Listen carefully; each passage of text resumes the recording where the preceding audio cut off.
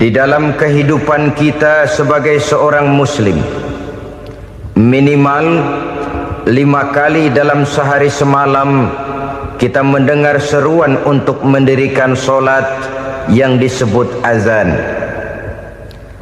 Ada kalimat menarik di dalam kalimat azan itu, yakni seruan hayya 'alal falah, marilah menuju kepada keberuntungan, marilah meraih kemenangan.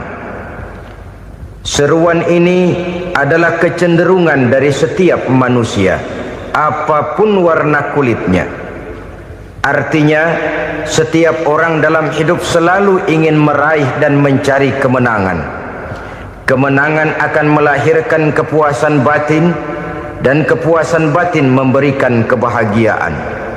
Sedangkan kekalahan melahirkan penderitaan batin, dan penderitaan batin menjerumuskan seseorang di dalam berbagai bentuk kerugian. Jikalau inilah seruan azan, maka masalahnya ialah apa yang menyebabkan kita meraih kemenangan. Al-Quranul Karim memberikan tuntunan dan ajaran kepada kita bahwa orang-orang yang memperoleh kemenangan itu tidak lain adalah orang-orang yang bertakwa. Hanyalah mereka yang bertakwa kepada Allah Subhanahu wa ta'ala pada akhirnya akan tampil sebagai pemenang.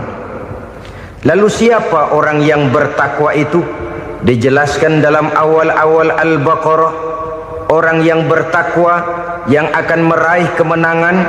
Pertama, allazina yu'minuna bil ghaib, yaitu orang-orang yang beriman kepada yang gaib, percaya bahwa ada alam yang gaib, alam yang abstrak, alam yang tidak bisa dijangkau oleh salah satu daripada panca indera kita. Mereka percaya dan beriman kepada adanya malaikat, beriman kepada adanya iblis dan jin, beriman kepada adanya alam kubur, beriman kepada adanya alam mahsyar, beriman kepada adanya alam akhirat, beriman kepada adanya surga dan neraka. Beriman bukan cuma sekedar beriman dalam ucapan bibir saja, tetapi beriman yang nilai iman itu mampu mewarnai gerak dan gaya hidupnya. Iman yang meresap sampai ke tulang sumsum, kemudian memberikan dampak positif di dalam kehidupan manusia. Alam, kita tahu, adalah sesuatu yang selain Allah, dan Allah bukanlah alam. Apapun namanya selain daripada Allah, itu adalah alam. Alam pada hakikatnya terbagi menjadi dua.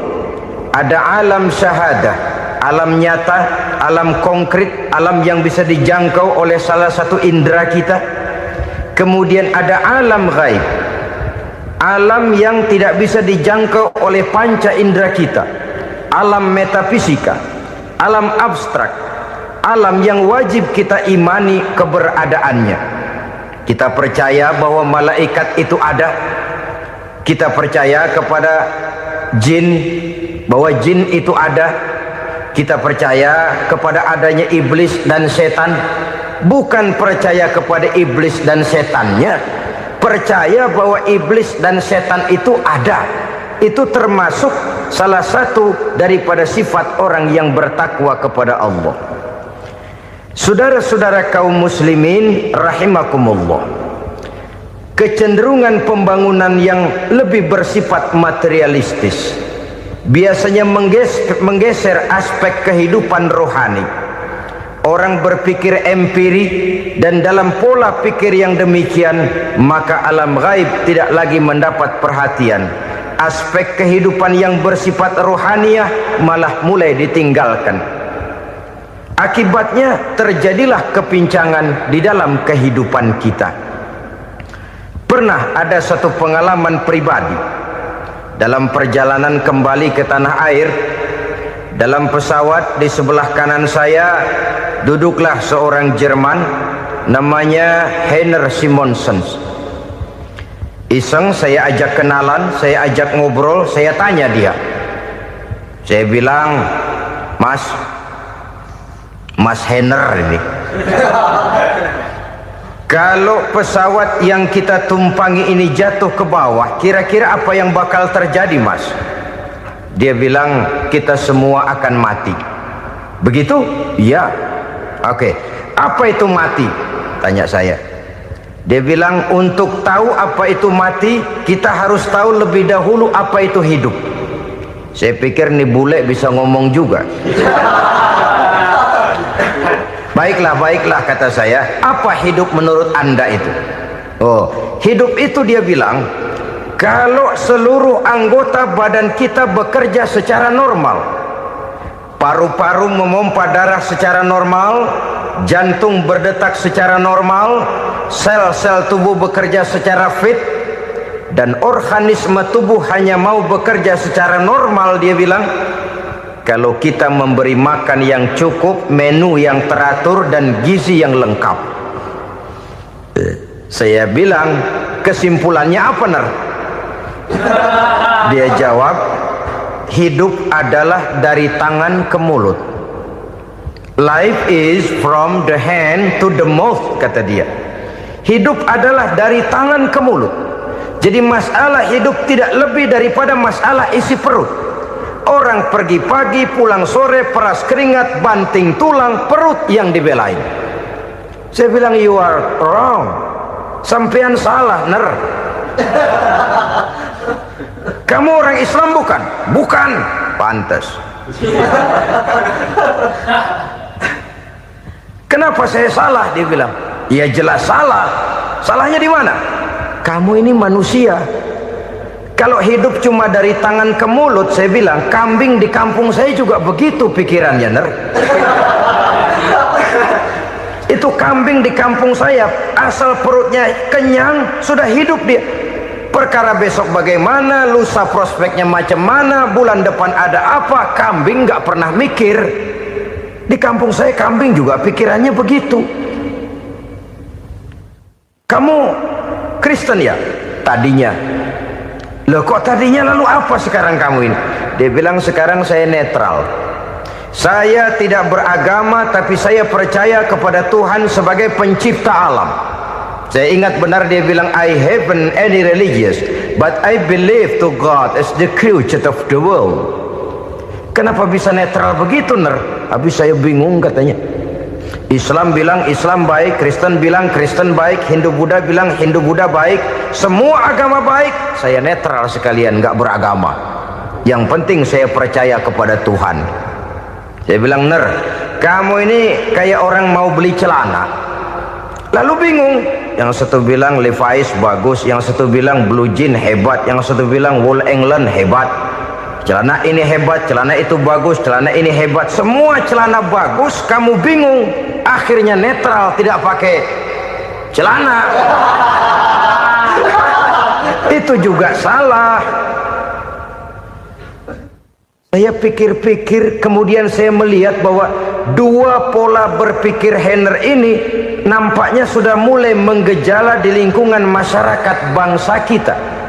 Disadari atau tidak, secara jujur kita harus berkata, dua pola pemikiran Henner ini mulai berkembang di tengah masyarakat bangsa kita. Pertama, pola pikir materialisme. Hidup adalah dari tangan ke mulut. Masalah hidup tidak lebih masalah isi perut. Itu yang perlu dibela, dan disitulah arti kehidupan. Pergi pagi, pulang sore, peras keringat, banting tulang untuk mempertahankan perut. Kalau sudah kemari cara orang berpikir, maka buat apa percaya kepada yang gaib? Untuk apa sholat? Untuk apa puasa? Untuk apa zakat? Untuk apa menghadiri majelis taklim? Tanpa kepercayaan kepada yang gaib, hidup berjalan menurut alur empiris dan materialis. Kalau sudah ke sana cara orang berpikir, biasanya orang lalu cenderung menghalalkan segala cara. Hanyalah orang yang percaya bahwa akhirat ada, hanyalah orang yang percaya bahwa alam kubur itu ada, hanyalah orang yang percaya bahwa malaikat itu ada, hidupnya akan lebih terarah dan terkendali. Karena kepercayaan kepada yang gaib, yang merupakan fase daripada kehidupan setelah hidup yang sekarang ini, mewarnai gerak pribadi seseorang di dalam dia melakukan kegiatan hidupnya. Pola berpikir materialisme, disadari atau tidak, mulai menggejala di lingkungan masyarakat bangsa kita. Hidup tidak lebih dari urusan tangan ke mulut, mulut ke tangan, tangan ke mulut. Asal perut sudah kenyang, hiduplah sudah. Perkara bagaimana prospek hari yang akan datang, bagaimana akhirat, tidak jadi persoalan. Ini yang oleh Nabi diperingatkan, ad-dunya sijnul mu'min wa jannatul kafir. Dunia adalah penjara bagi orang beriman dan surga bagi orang kafir. Dulu di zaman Belanda hadis ini pernah disalah tafsirkan, disalah artikan, digunakan sebagai senjata untuk mengkebiri dan membuat impoten umat Islam. Sudahlah umat Islam gak usah macam-macam, kata Belanda. Dunia ini kan penjara buat orang Islam, surga buat orang kafir. Di penjara jangan bertingkah.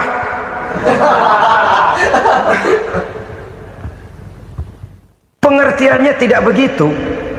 Dunia adalah penjara bagi orang mukmin. Artinya dalam kehidupan dunia seorang mukmin tidak bebas memperturutkan hawa nafsunya. Di penjara hawa nafsunya.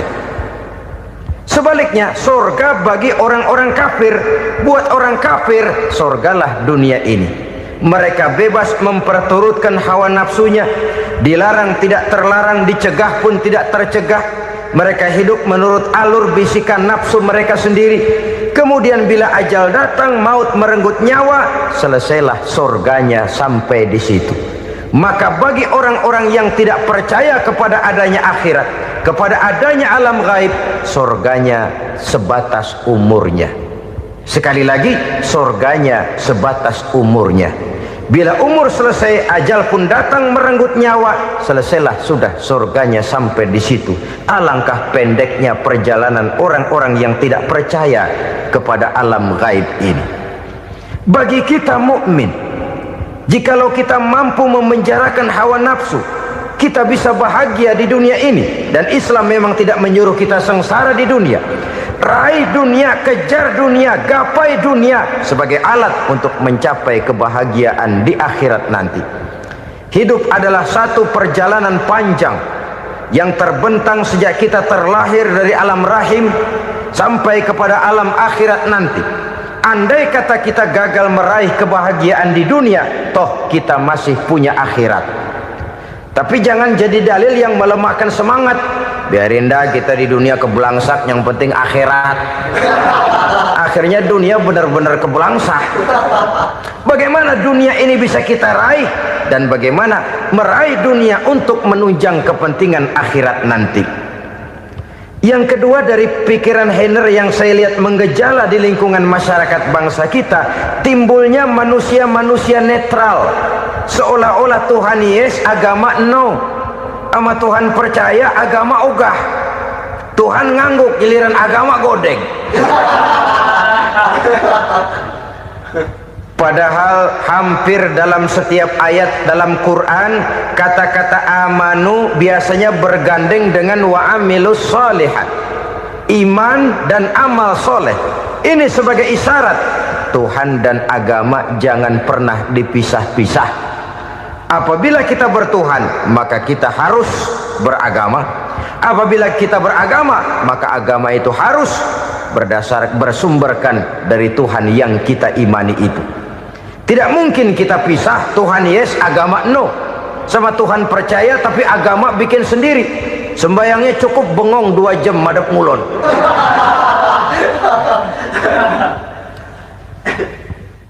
Saudara-saudara kaum muslimin rahimakumullah.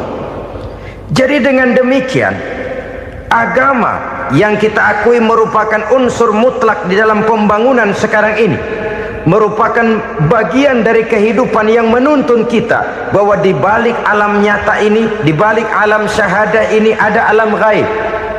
Dan mudabbir, murabbi, yang mengatur, yang menguasai, yang memelihara baik dia alam nyata, baik dia alam gaib, tidak lain adalah Allah Subhanahu wa ta'ala. Di sana ada satu super power, satu maha kekuatan yang kita perlu bersandar kepadanya. Sebagai makhluk nyata yang hidup di alam nyata, berbuatlah secara nyata sebagaimana harusnya kita berbuat. Karena Islam jelas bukan agamanya orang pemalas. Islam jelas bukan agamanya orang yang mengajarkan setelah selesai sholat boleh duduk, nggelenggem ayam-ayam, ndelohom, menghitung bintang di langit sambil menunggu keajaiban. Tidak. Islam adalah agama yang mengajarkan apabila sholat sudah selesai kamu kerjakan, bertebaranlah di permukaan bumi, cari karunia Tuhanmu. Jangan hidup berpangku tangan menunggu keajaiban, karena hidup bukan undian. Jangan berharap untung besar tanpa mau peras keringat.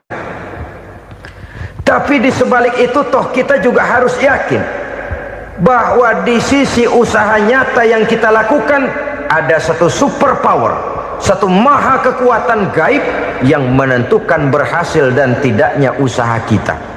Kepercayaan kepada hal semacam inilah yang mendorong kita untuk mempunyai sandaran vertikal, agar jikalau usaha ini berhasil kita tidak lupa diri dan lupa daratan. Jikalau usaha ini gagal kita tidak putus asa dan buruk sangka, tidak cupik pandangan dan sempit hati, tapi mampu melihat persoalan dengan kacamata putih sambil husnuzon kepada Allah Subhanahu wa ta'ala. Kita percaya malaikat itu ada yang namanya raqib dan atid, mengawasi gerak hidup kita sampai kepada gerak hati kita. Ini memberikan sugesti agar kita berhati-hati, tidak sejengkal tanah pun kita bisa berlindung dari pengawasan raqib dan atid. Ada munkar nakir yang akan menyoal kita di alam kubur. Ada malaikat Malik, penjaga neraka. Ada malaikat Ridwan yang menjaga surga. Kita percaya kepada adanya jin, kita percaya kepada adanya setan, iblis. Percaya kepada adanya, bukan mempercayai si setan, si iblis lalu menjadikannya sebagai teman. Tidak. Percaya bahwa mereka itu ada dan merupakan makhluk Allah yang gaib yang diciptakan Allah Azza wa Jalla. Kepercayaan kepada alam gaib memberikan motivasi terhadap gerak lahir manusia, sehingga dengan motivasi kepercayaan kepada yang gaib, gerak lahir jadi lebih terarah, jadi lebih terpelihara. Pernah seseorang bertanya, "Pak, apakah adanya akhirat bisa dibuktikan secara ilmiah?" Saya bilang tidak bisa, tidak bisa. Kenapa? Karena yang berangkat nggak pernah pulang kembali lagi. Kalau dia pulang kemari bisa kita tanya bagaimana enak di sono. Cuma secara moral saya katakan, lebih beruntung orang yang percaya kepada akhirat daripada yang tidak. Sekarang saudara percaya akhirat ada, lalu saudara baik-baik di dunia, sholat, puasa, zakat, menolong orang lain, menebarkan kebajikan. Saudara mati, andai kata akhirat tidak ada, toh dalam hidup saudara sudah berbuat baik, paling tidak nama saudara akan dikenang sebagai orang baik. Sebaliknya, saudara percaya, kata saya, bahwa akhirat tidak ada, lalu hidup semau-maunya, tenggelam dalam maksiat dan munkarat, menentang Allah, tidak mau ruku dan sujud, lalu saudara mati, kemudian akhirat ada, ayo mau apa? Bekal tidak punya. Jadi secara moral lebih beruntung orang yang percaya kepada adanya akhirat daripada yang tidak percaya. Dan itu alam gaib yang tidak bisa dibuktikan secara eksat. Jangankan untuk membuktikan seperti itu, dalam kehidupan sehari-hari saja yang kita rasakan tidak selalu berbentuk toh. Angin, bagaimana sih bentuknya angin? Kita tidak tahu. Merah, buktinya kalau dikerok merah. Yang merah itu kulit, yang kulit kita bukan anginnya. Sakit, rasa sakit itu ada, tapi bagaimana bentuk sakit kita nggak pernah tahu. Kalau kita makan cabai pedas, bagaimana bentuk pedas itu tidak ada, tapi rasa ada. Bentuk pedas hijau, cabenya bukan pedasnya. Tidak semua yang kita rasakan bisa kita gambarkan dalam bentuk yang konkret. Oleh karena itu, sekali lagi bahwa kepercayaan kepada alam yang gaib mampu memberikan satu sugesti yang menata kehidupan seseorang lebih lurus, lebih terarah, dan lebih terkendali. Maka wajar kalau kepercayaan kepada yang gaib mengantarkan seseorang untuk meraih kemenangan. Kenapa? Dia percaya kepada yang gaib, bahwa akhirat ada, bahwa alam kubur ada, bahwa pertanggungan jawab itu ada. Maka dia lalu tidak hidup saenae udele dewe, itu loh. Tidak hidup menurut seleranya sendiri, terarah, teratur. Ini cirinya yang pertama. Orang bertakwa yang akan meraih kemenangan, mereka beriman, mereka percaya kepada yang gaib. Bahkan hal-hal konkret saja selalu berangkat dari yang gaib. Saudara-saudara, para remaja, para pemuda sekarang ini tidak pernah tahu toh siapa yang akan jadi teman hidup saudara. Kita bisa saja ngerancang, mentargetkan, tapi toh akhirnya yang namanya jodoh bukan kekuasaan kita. Rezeki di luar kemampuan kita. Begitu juga ajal.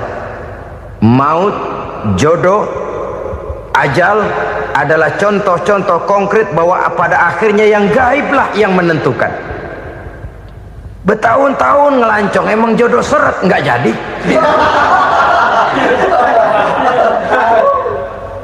Begitu kenal baru setengah malam nginep ditangkap hansip.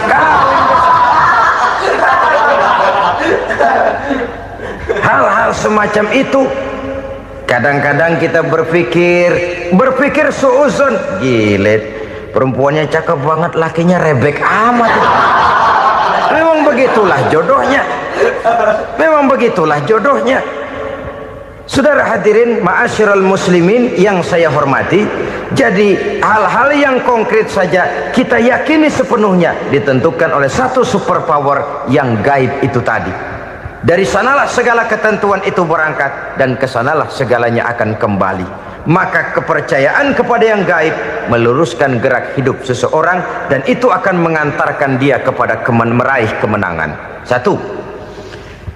Yang kedua, wa yuqimuna shalah.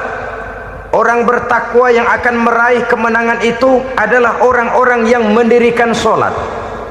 Kenapa sholat mengantarkan orang untuk meraih kemenangan? Yang jelas, inna sholata tanha anil fahsya'i wal munkar. Sholat mampu mencegah manusia dari perbuatan keji dan munkar. Banyak filsafat hidup yang terkandung di dalam sholat ini. Sejak kita wudhu sampai kita menghadap ke arah kiblat, sampai kita melakukan gerak-gerak sholat, bacaan-bacaan yang ada di dalam sholat, lalu sampai kepada mengucapkan salam. Banyak filsafat hidup yang terkandung di dalam sholat. Umpamanya saja, setelah takbiratul ihram mulai kita dengan sholat dalam posisi berdiri, diajarkan dalam kitab-kitab fikih agar kita melihat ke arah tempat sujud. Ini kan filsafat kehidupan. Kalau kamu sholat dalam posisi berdiri, lihat tempat sujud. Jangan sholat mata jelalatan, sebab nanti bisa mengurangi kekhusyuan. Jadi wajar kalau yang dikatakan bahwa yang paling afdol adalah shaf yang di depan. Kenapa? Secara harfiah pengertiannya akan lebih mengundang kekhusyuan. Kenapa? Kalau kita di shaf paling depan di masjid umpamanya paling banter kita lihat tembok. Tapi kalau kita shaf di tengah atau di belakang, orang-orang di depan kita pun akan kelihatan. Yang bajunya loreng, yang bajunya genggang, yang bajunya macam-macam. Kita lihat, kadang-kadang kita pikirin, ada yang bajunya bolong. Kita sholat tapi dalam hati, nih orang bajunya robek yang nggak tahu apa. Ada saja hal-hal yang mengusik kekhusyuan kita. Oleh sebab itu diajarkan dalam posisi berdiri, lihat, arahkan pandangan matamu kepada tempat sujud. Ini kan filsafat kehidupan. Maksudnya apa? Kalau lagi diri lihat dong tempat sujud. Kalau udah di atas ingat dong sama yang bawah. Kalau sudah tinggi, ingat dong dari mana kamu berangkat. Kalau sudah berkuasa, bantu dong yang lemah. Kalau sudah kaya, santuni dong yang miskin. Kalau sudah alim, bimbing dong yang awam. Ini filsafat kehidupan. Dalam posisi berdiri, kau lihat tempat sujud. Ini akan melahirkan kepekaan sosial, di mana seseorang mau tahu kepada orang lainnya. Bagaimanapun kaya kita, tinggi pangkat dan jabatan kita, jikalau hidup hanya untuk kepentingan perut sendiri saja, rasanya belum membawa manfaat di dalam kehidupan kita. Tapi efek yang tertinggi sesungguhnya, solat mencegah manusia dari perbuatan keji dan munkar. Perbuatan keji dan munkar, walaupun kelihatannya mendatangkan uang, membawa keuntungan, tapi itu keuntungan semu, keuntungan sementara. Dengan menipu orang lain kita bisa dapat untung, tapi tidak membawa berkah, dan itu adalah kerugian besar dalam kehidupan kita. Maka untuk meraih kemenangan harus dimulai dengan membentuk kepribadian yang tegar, memiliki sandaran vertikal yang langsung kepada Allah Subhanahu wa ta'ala, dan itu hanya bisa kita tempuh melalui jalur ibadah formal yang sudah ditentukan Allah, yakni solat yang 5 waktu. Untuk memperkuat itu ada solat-solat sunnah, rawatib, nawafil sebagai terminal kontrol cadangan untuk memelihara stabilitas temperatur batin di dalam kita berhubungan dengan zat yang maha gaib, yaitu Allah Subhanahu wa ta'ala. Orang sering bertanya, Pak, itu tetangga saya nggak sholat, duitnya nggak habis-habis, Pak. Nggak sholat tapi mobilnya tambah terus, nggak sholat tapi usahanya makin maju. Tapi di sisi lain ada orang yang rajin sholat, rezekinya butak bener, anaknya mana kurus, mana korengan. Saudara hadirin ma'asyiral muslimin rahimakumullah, harus saya katakan bahwa solat memang bukan untuk cari duit. Solat adalah sandaran vertikal kita kepada Allah. Sedangkan soal rezeki itu berkaitan dengan sifat Allah maha pengasih dan maha penyayang. Allah maha pengasih, siapapun dikasih kalau mau usaha. Allah maha penyayang, tidak semua orang disayang oleh Allah Azza wa Jalla. Dan belum tentu banyak harta itu merupakan nikmat. Mungkin juga istidraj. Artinya istidraj itu dikasih tapi diambulin, kalau bahasa Betawinya itu. Dikasih tapi diambulin, itu bukan merupakan nikmat sesungguhnya, lebih merupakan azab dari Allah Subhanahu wa ta'ala.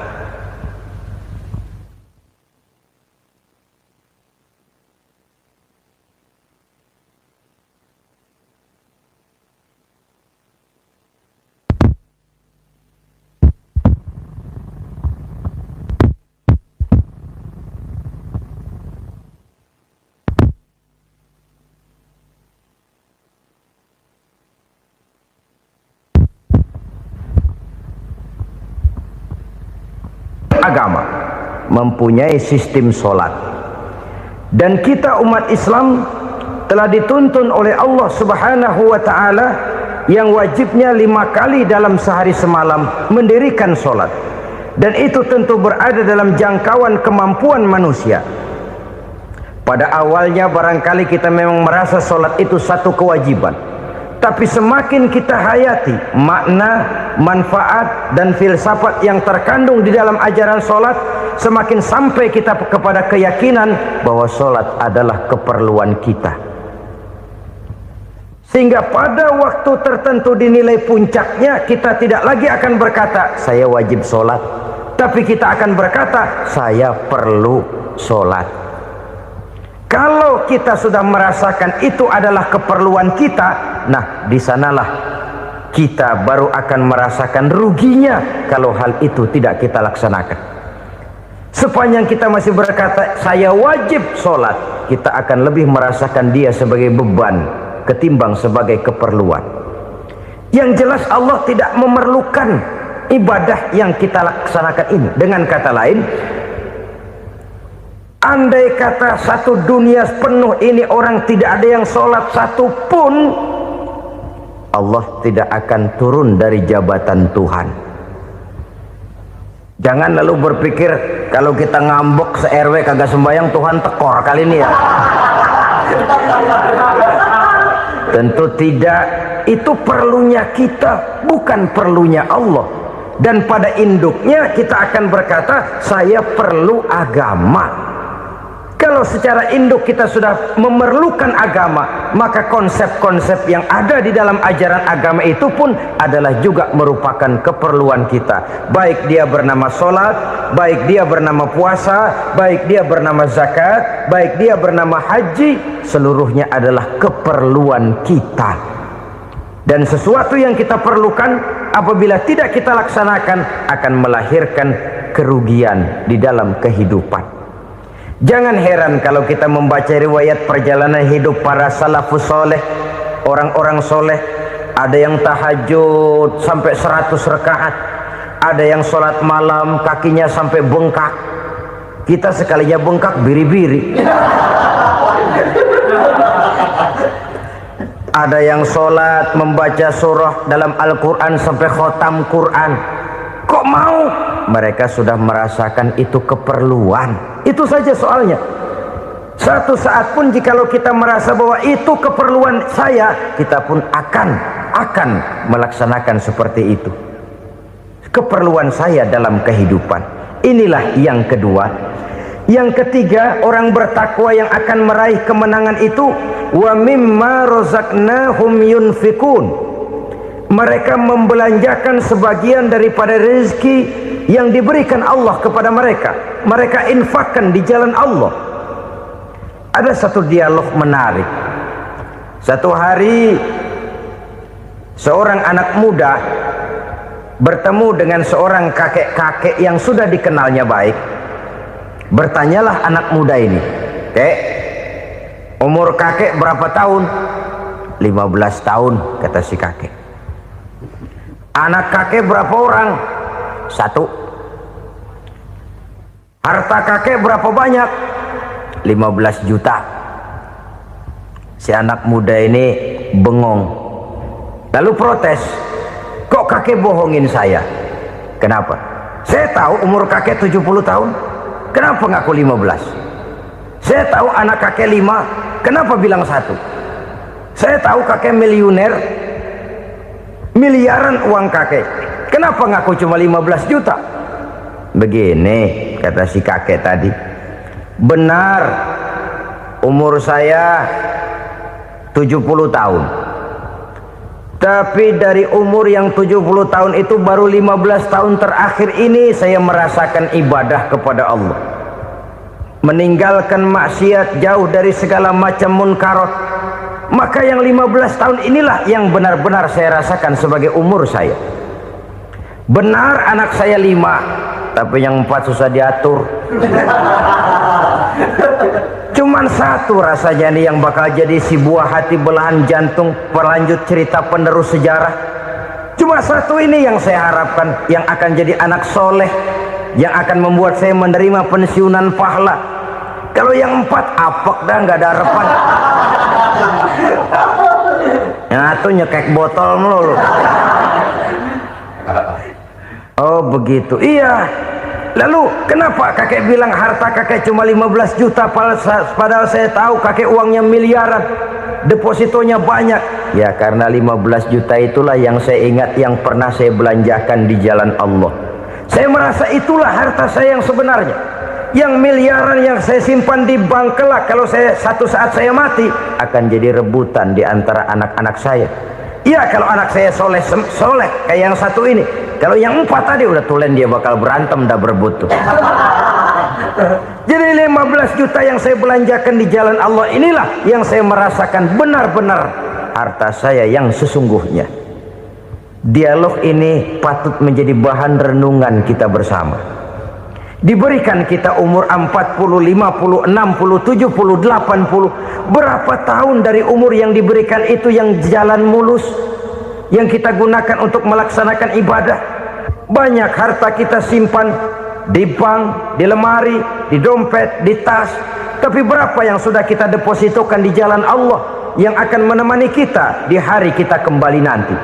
Maka orang bertakwa yang akan meraih kemenangan, wa mimma razaqnahum yunfikun, mereka membelanjakan sebagian dari rezeki yang diberikan Allah di jalan Allah subhanahu wa ta'ala.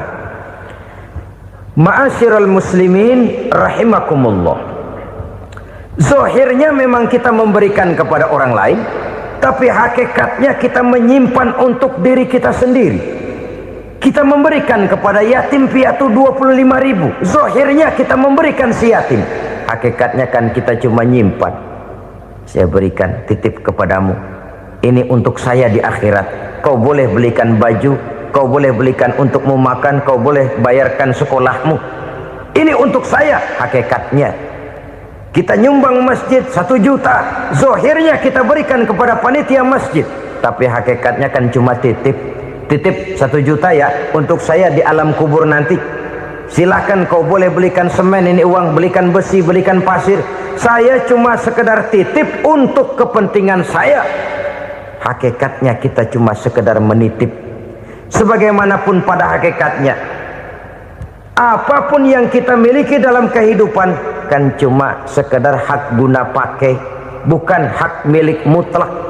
Harta kita, rumah kita, kendaraan kita, kebun kita, pabrik kita, hak guna pakai saja. Hak milik mutlak cuma untuk Allah subhanahu wa ta'ala. Saudara-saudara kaum muslimin rahimakumullah, ini yang ketiga.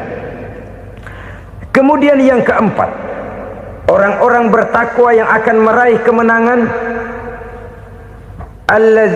allazina yu'minuna bima unzila ilaika, mereka yang beriman, mereka yang percaya kepada apa yang telah diturunkan kepadamu Muhammad, ay Al-Quran, yakni Al-Quranul Karim. Setelah percaya kepada yang gaib, mendirikan solat, kemudian menginfakkan sebagian dari rezeki yang diberikan Allah, mereka juga lalu percaya kepada yang diturunkan terhadap Nabi, yaitu tidak lain Al-Quranul Karim. Sekali lagi di sini, percaya bukan hanya sekedar percaya saja, tetapi percaya lalu menjadikan Al-Quran itu sebagai pedoman hidup. Sebab memang Al-Quran itu adalah GBHM, garis-garis besar haluan muslim. Apa yang harus kita lakukan, apa yang harus tidak kita lakukan, bagaimana mestinya kita bertingkah laku dan berbuat, seluruhnya tercantum di dalam Al-Quranul Karim. Itu sebabnya ketika satu hari Aisyah ditanya bagaimana akhlak Rasul, beliau menjawab, kana Rasulullah sallallahu alaihi wasallam khuluquhul Quran. Akhlak daripada Rasulullah tidak lain adalah Al-Quran. Jawaban simpel ini memberikan gambaran bahwa keseluruhan daripada konsepsi Quran sudah diterjemahkan dalam kehidupan Rasulullah sallallahu alaihi wasallam. Karena kita tahu akhlak adalah keseluruhan dari gerak hidup manusia, sejak ia berpribadi, berumah tangga, bertetangga, bermasyarakat, sampai kepada berbangsa dan bernegara. Al-Quran tetap memberikan sentuhan nilainya. Oleh karenanya, orang-orang yang bertakwa adalah orang-orang yang menjadikan Al-Quran sebagai pedoman dalam kehidupannya. Dan kita yakini Al-Quran diturunkan kepada Nabi Muhammad bukan merupakan produk Nabi Muhammad. Isi dan redaksinya langsung dari Allah subhanahu wa ta'ala. Kemudian cirinya yang kelima, orang bertakwa yang akan meraih kemenangan itu, wa ma unzila min qablika, tidak hanya sekedar percaya kepada yang diturunkan terhadap Nabi Muhammad yaitu Al-Quran, mereka juga percaya kepada apa yang pernah diturunkan kepada para nabi, kepada para rasul sebelum Nabi Muhammad. Percaya kepada adanya suhuf, percaya kepada adanya Taurat, percaya kepada adanya Injil, percaya bahwa Allah dahulunya sudah menurunkan Taurat kepada Musa, percaya bahwa Allah sudah menurunkan Injil kepada Isa, percaya Injil ada, Taurat ada, diturunkan Allah untuk Isa dan Musa, tetapi tidak wajib mengamalkannya karena kita sudah diberikan Al-Quranul Karim. Ini yang perlu saya garis bawahi. Kita percaya Allah telah menurunkan Injil dahulu kepada Isa. Kita percaya bahwa Allah telah menurunkan Taurat dahulunya kepada Nabi Musa. Kadang-kadang ini dijadikan dalih, dikacaukan pengertiannya. Quran saja mengajarkan bahwa orang yang bertakwa harus percaya kepada Injil, maka pakailah Injil. Apalagi kalau ayat sebelumnya ditilap, dihapus, dihilangkan, Injilnya yang ditekankan, maka akan terjadilah penekanan yang salah arah. Karena salah arah akhirnya bisa merusak dan menghancurkan akidah. Ketika Rasul suatu saat pernah ditanya orang, "Ya Rasul, bagaimana sikap kita sebagai muslim terhadap Injil yang ada sekarang?" Beliau menjawab, "La tukadzibuhu jami'an wa la tusaddiquhu jami'an." Jangan didustakan seluruhnya, jangan juga dibenarkan semuanya. Artinya, ini sudah merupakan gambaran dari Rasul bahwa dalam Injil yang ada sekarang masih ada ajaran-ajaran tauhid yang dibawa oleh Nabi Isa dan diajarkan kepada umatnya. Tapi juga dalam Injil yang sekarang ini sudah terkena intervensi dan investasi manusiawi. Karena itu Rasul menyimpulkan, la tukadzibuhu jami'an wa la tusaddiquhu jami'an. Jangan didustakan semua, jangan dibenarkan seluruhnya. Kita memang percaya Allah telah menurunkan Injil kepada Nabi Isa dulu, tapi kita tidak wajib mengamalkan Injil. Kita percaya Allah telah menurunkan Taurat kepada Nabi Musa, tapi kita tidak wajib mengamalkan kitab ajaran Taurat. Yang wajib kita percayai dan kita amalkan hanyalah Al-Quranul Karim. Kenapa? Oleh karena baik yang ada di dalam Taurat, baik yang ada di dalam Injil, tentu tercakup di dalam Al-Quran sebagai kitab terakhir yang diturunkan oleh Allah Subhanahu wa Ta'ala. Dan itu wajar. Kalau seorang pejabat mau mengeluarkan satu keputusan baru, tentu dia harus meninjau keputusan-keputusan lama. Andai kata dianggap tidak berlaku, dianggap tidak relevan lagi, maka keputusan-keputusan lama itu tentu sudah dianggap tidak berlaku. Sebagian daripada aturan-aturan dalam keputusan lama yang masih dianggap relevan tercantum dalam keputusan baru yang wajib diamalkan. Begitulah hubungannya antara Al-Quran, Taurat, Zabur, dan Injil. 4 kitab samawi yang diturunkan Allah masing-masing kepada Zabur untuk Nabi Daud, Taurat untuk Nabi Musa, dan Injil untuk Nabi Isa alaihi wassalatu wassalam. Ketiga-tiga kitab itu kita percayai adanya. Kita yakini Allah telah menurunkan Zabur, Taurat, dan Injil, tapi kita tidak wajib mengamalkannya. Yang wajib kita mengamalkannya sekarang ini tidak lain hanyalah Al-Quranul Karim saja, karena ia mencakup apa yang ada di dalam Zabur, apa yang ada di dalam Taurat, dan apa yang ada di dalam Injil. Keotentikannya bisa dipertanggungjawabkan. Ya, tapi kan Nabi Muhammad sudah mati 14 abad yang lalu, dan di zaman beliau Al-Quran kan belum dikodifikasikan, belum ditulis. Bagaimana keotentikannya bisa dipertanggungjawabkan? Mudah saja. Allah berjanji, inna nahnu nazzalna dzikra wa inna lahu lahafizun. Kami yang menurunkan Al-Quran dan kami yang akan menjaga dan memeliharanya. Allah turunkan Quran, Allah menjaganya. Bagaimana cara Allah menjaga Al-Quran itu? Banyaknya orang-orang yang hafaz Al-Quran. Hafaz Al-Quran 30 juz, 114 surah, 6.666 ayat. Sehingga jangankan satu kata, jangankan satu ayat, satu kalimat saja berubah sudah akan timbul reaksi dan mudah dimengerti. Kenapa? banyak orang-orang yang hafaz Al-Quran. Sedangkan pada setiap akhir tahun biasanya malaikat Jibril selalu mengadakan checking terhadap ayat-ayat yang diturunkan pada waktu itu. Di zaman Nabi sendiri sudah ada usaha kodifikasi. Dan yang lebih luar biasa lagi, sampai hari ini tidak seorang pun mampu membuat satu ayat saja semacam Al-Quran. Ke bahasa manapun dia diterjemahkan, naskah aslinya tetap ikut, rujukan dasarnya tetap ada. Berdasarkan itu, maka tidak mungkin terjadi penyelewengan terhadap atau pemalsuan terhadap ayat-ayat Al-Quranul Karim. Kesuciannya, keotentikannya, kemurniannya bisa dipertanggungjawabkan. Ma'asyiral muslimin rahimakumullah.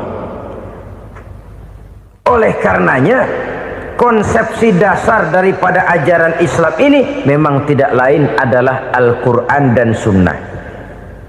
Isi daripada agama Islam yang merupakan iman, Islam dan ihsan, konsepsi dasarnya tidak lain adalah Al-Quran dan Sunnah Rasulullah Sallallahu Alaihi Wasallam.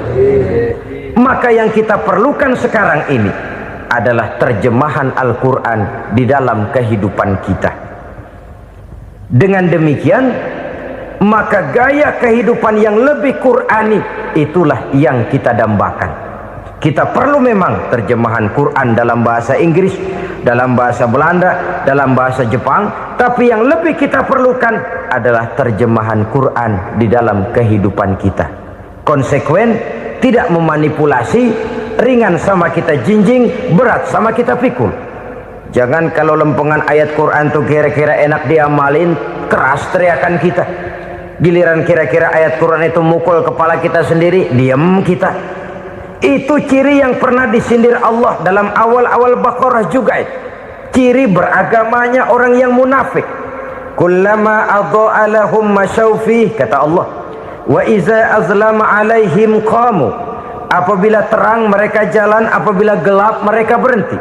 Artinya, kalau kira-kira di Islam nguntungin, rame-rame pada teriak Islam. Tapi ketika diminta untuk berjuang, ketika dituntut untuk berkorban, rame-rame mengundurkan diri.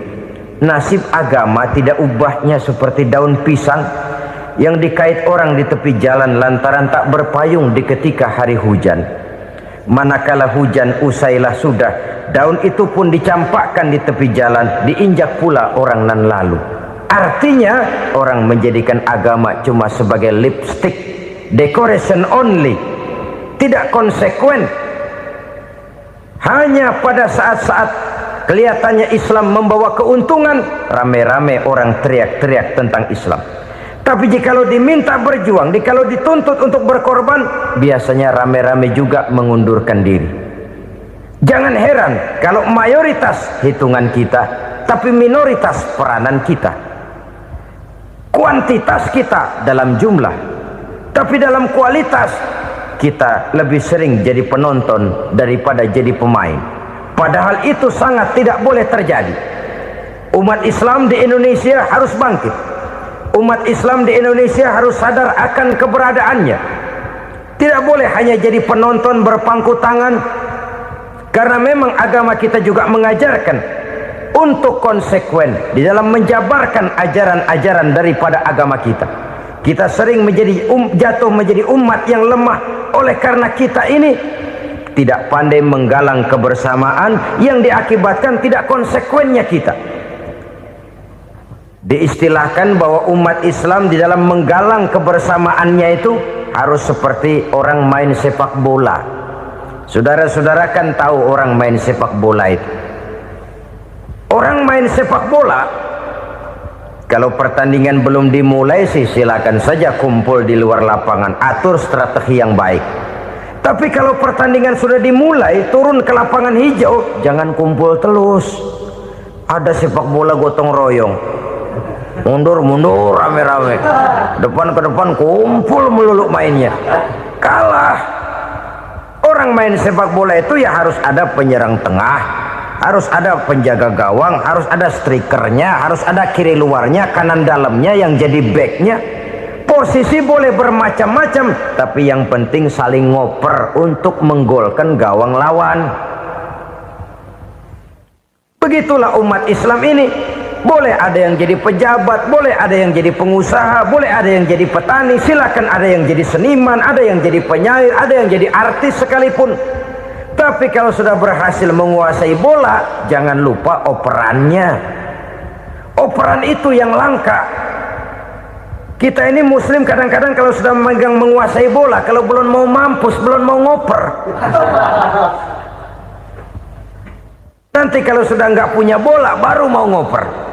Kalau sudah dengar-dengar mau dekat pensiun, baru mau jihad, baru mau berjuang, baru mau ngurus pesantren. Tanda tangan sudah tidak laku, memo sudah tidak dihargai, baru mau berjuang. Kemarin kemana, Mas? Kita tidak pandai memanfaatkan posisi. Dengan kata lain, kalau kembali kepada persoalan kita, konsekuensi kita terhadap agama yang kita anut ini belum ideal. Kita masih lebih sering berislam ini pada saat-saat yang menurut perhitungan kita membawa keuntungan. Tapi kalau diminta berjuang, dituntut berkorban, yang itu pun hakikatnya adalah untuk kepentingan kita juga. Allah tidak pernah menuntut kita untuk jihad bagi kepentingan Allah, itu tidak. Berjuang menegakkan agama Allah, apakah untuk kepentingan Allah? Tidak.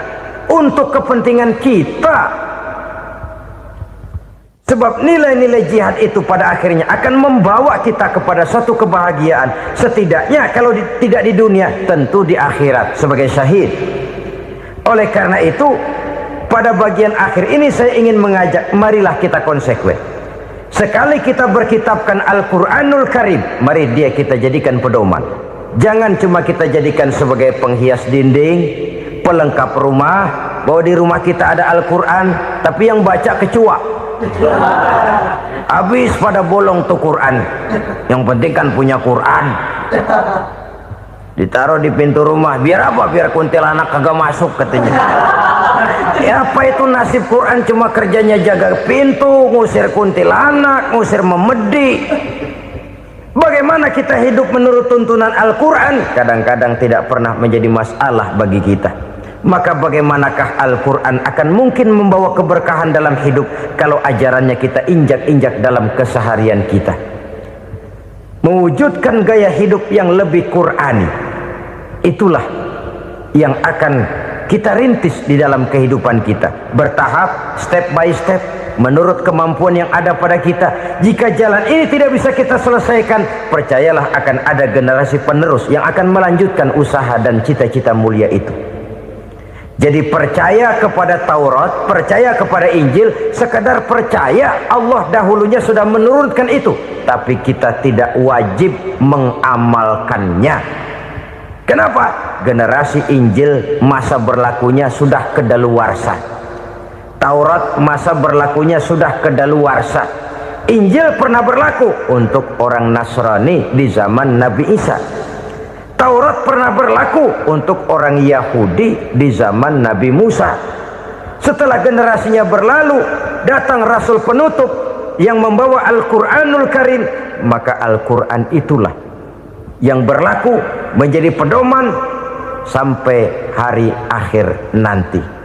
Jangan jauh dari Al-Quran, karena apabila ini kita lakukan, maka kita akan kembali kepada satu gaya hidup yang jauh dari tuntunan agama, dan itu artinya kita akan semakin jauh untuk meraih kemenangan. Saudara-saudara kaum muslimin rahimakumullah. Yang keenam, yang terakhir, orang-orang bertakwa yang akan meraih kemenangan itu wabil akhirati hum yuqinun. Mereka percaya, mereka yakin seyakin-yakinnya akan adanya hari akhir, di mana seseorang akan mempertanggungjawabkan seluruh perbuatannya di dalam hidup ini, dan tidak ada satu perbuatan yang bagaimana kecilnya sekalipun yang tersembunyi dalam pandangan manusia yang tidak akan dibukakan persoalannya di mahkamah Qadi Rabbul Jalil di akhirat nanti. Itulah sebabnya maka percaya kepada akhirat disebut secara khusus. Padahal di awal tadi sudah dijelaskan yu'minuna bil ghaib, percaya kepada alam gaib, dan alam gaib ini termasuk akhirat. Kenapa pada bagian akhir disebut lagi akhirat? Karena ternyata bahwa kepercayaan kepada adanya akhirat merupakan induk dari kepercayaan terhadap adanya malaikat, setan, jin dan lain sebagainya, dan akan lebih memberikan sugesti dalam kehidupan manusia untuk meluruskan gerak hidupnya. Jikalau satu saat tergerak hati akan berbuat kejahatan, ingin mencuri, sadarlah, awas ada akhirat. Sebab kalau kita cuma teriak awas ada polisi, itu cuma tertunda sementara. Begitu polisi meleng, embat. Kalau kita ingin berbuat jahat cuma berteriak awas ada hansip, cuma sementara ketika hansip itu ada. Tapi kalau ceritanya awas ada akhirat, mau menyeleweng awas ada akhirat, mau berjudi awas ada akhirat, mau mencuri awas ada akhirat. Keyakinan yang akan meluruskan gerak hidup manusia sehingga gerak itu jadi lebih terarah dan terkontrol, tidak merugikan baik diri sendiri, lebih-lebih orang lain. Ternyata bahwa kepercayaan kepadanya adanya hari akhirat sanggup menjadi sumber daya kontrol dari kehidupan manusia, sehingga ia tidak terjebak dalam perbuatan maksiat dan munkarat. Saudara-saudara kaum muslimin, inilah saja yang kita bicarakan pada pertemuan kali ini. Semoga Allah subhanahu wa ta'ala memberikan kekuatan zahir dan batin kepada kita. Amin. Untuk dapat meraih kemenangan dengan beriman kepada yang gaib, mendirikan solat, membelanjakan sebagian dari rezeki yang diberikan Allah, percaya kepada Al-Quran, beriman kepada kitab-kitab yang diturunkan sebelum Al-Quran, lalu meyakini adanya hari akhirat. Saya percaya kepada sesuatu yang saya mengerti, sesuatu yang boleh dipelajari sejak TK sampai perguruan tinggi, sejak anak-anak sampai kakek nenek. Saya bukan percaya kepada sesuatu yang saya tidak mengerti tapi yang harus saya percaya. Saya justru percaya kepada sesuatu yang memang saya mengerti. Saudara-saudara, demikianlah bahwa Tuhan dalam Islam adalah Tuhan yang terbuka, rasional, boleh dipelajari sejak kakek-kakek sampai anak-anak, sejak TK sampai kepada perguruan tinggi. Lalu yang kedua, masih menurut kata dia, saya adalah pengagum Amerika, dia bilang, sebagai penegak hak-hak asasi manusia, sebagai pahlawan demokrasi yang pagi-pagi sudah mencanangkan di dalam dia punya Declaration of Independence bahwa semua manusia dilahirkan sama, all men are created equal. Saya kagum dengan itu. Sampai pada satu saat, menurut cerita dia, saya berada di New York, saya mau masuk sebuah restoran, saya tertegun ketika saya akan masuk. Di pintu restoran itu tertulis white only, white only, hanya melayani kulit putih. Artinya sing kulite ireng minggir. Saya gelo, saya nelongso, bahasa Inggrisnya. Katanya all men are created equal, semua manusia dilahirkan sama. Lah ini kok tegel-tegele, kok sampai hati bikin tulisan hanya melayani kulit putih. Sampai saya melihat dalam Islam ini betapa si kulit putih dan si kulit hitam duduk saling berdampingan. Masjid menjadi simbol semangat kebersamaan mereka. Siapapun masuk masjid, buka sepatu. Di sana mereka menghadap ke arah yang sama, menyembah Allah Tuhan yang sama, mengikuti cara Rasul yang sama, melakukan gerak yang sama, membaca bacaan yang sama, dengan bahasa yang sama. Persaudaraan seperti inilah yang lama saya dambakan. Ini kenapa saya memilih Islam.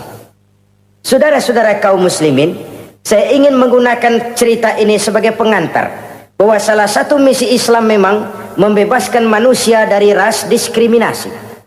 Nabi menyatakan, innallaha la yanzuru ila suwarikum wa amwalikum, walakin yanzuru ila qulubikum wa a'malikum. Sungguh Allah tidak melihat tampangmu, Allah tidak melihat potonganmu, Allah juga tidak melihat hartamu. Yang Allah lihat adalah hati dan amal perbuatanmu. Islam membebaskan manusia dari ras diskriminasi. Dari manapun orang datang, apapun warna kulitnya, dari suku apapun ia dilahirkan, akidah mengikatnya dalam satu persaudaraan yang mesra, persaudaraan Islam. Nilai manusia dengan demikian bergantung kepada ketakwaannya. Takwa, seperti kita tahu, adalah bahasa Quran yang sudah menjadi bahasa kita. Sedemikian sering kalimat ini dipakai, sampai-sampai ia mengalami pergeseran dari arti yang sebenarnya. Takwa, sejauh yang kita baca dari peninggalan para ulama kita, mempunyai konotasi imtithalul awamir wajtinabun nawahi. Melaksanakan seluruh yang diperintah Allah dan meninggalkan semua yang dilarangnya. Apa perbedaan prinsipnya? Kalau melaksanakan perintah itu sesuai dengan kemampuan, tapi menjauhi larangan itu mutlak. Enak kalau ada ayat jauhilah larangan Allah semampu kamu, enak. Yang semampu kita itu melaksanakan perintah, tapi kalau sudah meninggalkan larangan mutlak, jauhi, tinggalkan. Disitulah nilai ketakwaan seseorang. Ini kan enggak, karena takwa digunakan oleh semua orang, akhirnya artinya bergeser. Semua ngomong takwa. Pejabat kalau dilantik bertakwa, bertakwa, bertakwa, sampai membleh bertakwa. Setelah pelantikan mata takwa ngalor dia ngidul. Harus dikembalikan kepada pengertian asalnya. Takwa itu adalah komitmen seseorang kepada perintah Allah dan komitmen meninggalkan yang dilarangnya sesuai dengan kemampuan. Di situ nilai manusia dalam pandangan Allah. Yang tadi Nabi katakan, Allah nggak lihat potongan kita, Allah nggak lihat harta kita. Yang Allah lihat adalah hati dan amal perbuatan, dan itulah takwa itu. Maha benar Allah dengan firman-Nya yang menyatakan, inna akramakum indallahi atqakum. Yang paling mulia di antara kamu dalam pandangan Allah adalah orang yang paling bertakwa kepadanya. Sering sekali sekarang ini kalimat agama digunakan untuk maksud yang tidak sama dengan maksud agama. Ya contoh kalimat takwa ini. Atau misalnya kita baca iklan, telah berpulang ke rahmatullah dengan tenang. Kalau dengan tenangnya sih boleh dah, mana ada orang mati kelojotan. Tenang. Tapi ke rahmatullah. Rahmatullah itu kan artinya kasih sayang Allah. Kasih sayang Allah itu kan surga. Kalau bajingan mati, enggak ke rahmatullah pulangnya. Kalau mau jujur mestinya telah pulang ke neraka. Kalau mau jujur, kalau mau pakai bahasa netral sopan, telah berpulang. Begitu sajalah. Pulang kemana? Ya sesuai dengan amalan dia.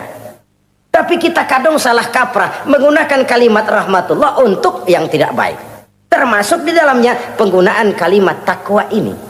Padahal disinilah nilai manusia dalam pandangan Allah. Kalau manusia dinilai dari potongannya, oh bintang film nomor 1 masuk surga.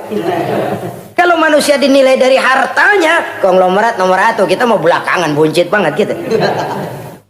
Allah maha benar. Yang paling mulia di antara kamu dalam pandangan Allah, yang paling bertakwa kepadanya. Nah, apa sih sifat-sifat orang takwa itu? Ini yang akan kita bicarakan pada pertemuan kali ini. Berangkat dari surah Al-Baqarah ayat 3 sampai dengan ayat 5, kita akan melihat 5 tanda orang-orang takwa itu. Apa dia? Pertama, allazina yu'minuna bil ghaib. Orang yang bertakwa adalah orang yang beriman kepada hal-hal yang gaib. Kita tahu bahwa yang ada ini kan cuma 2 saja pada hakikatnya. Pertama Allah, dan yang kedua alam. Allah adalah apa yang selain alam. Yang selain alam itu ya Allah namanya. Allah itu bukan alam, dan alam bukannya Allah. Allah disebut Khalik, alam disebut makhluk. Kemudian alam ini kan ada 2 macam. Ada alam nyata, ada alam gaib. Ada alam syahadah, ada alam gaib. Alam nyata kita sebut dengan alam fisika, dan alam gaib kita namakan dengan alam metafisika. Termasuk dalam alam gaib ini kita wajib beriman. Akhirat, alam gaib, kita percaya akhirat itu ada. Alam kubur, alam gaib, kita yakini keberadaannya. Malaikat, alam gaib. Jin, alam gaib. Setan, genderuwo, memedi, kuntilanak, tuyul. Kita percaya kepada iblis, percaya bahwa iblis itu ada. Kita percaya kepada malaikat, percaya bahwa malaikat itu ada. Dan kepercayaan ini sudah nature. Kalau kita lihat dalam dunia animisme, orang dahulu menyembah pohon sebenarnya kan karena dia percaya bahwa pohon punya kekuatan. Kekuatan itu yang disembah untuk mengharap manfaatnya atau terhindar dari bahaya yang bisa ditimbulkannya. Orang menyembah api karena percaya di balik api itu ada kekuatan. Orang menyembah lautan begitu, orang menyembah gunung begitu. Nah, Islam mengarahkan ini kepada hal-hal yang lebih konkret. Percaya kepada alam gaib. Bahwa di balik alam nyata ini ada alam yang tidak nyata. Apakah itu namanya akhirat, alam barzah, malaikat, jin, itu semua termasuk di dalam alam yang gaib. Orang yang bertakwa, alladzina yu'minuna bil ghaib. Dia percaya kepada yang gaib-gaib itu. Percaya tentang adanya.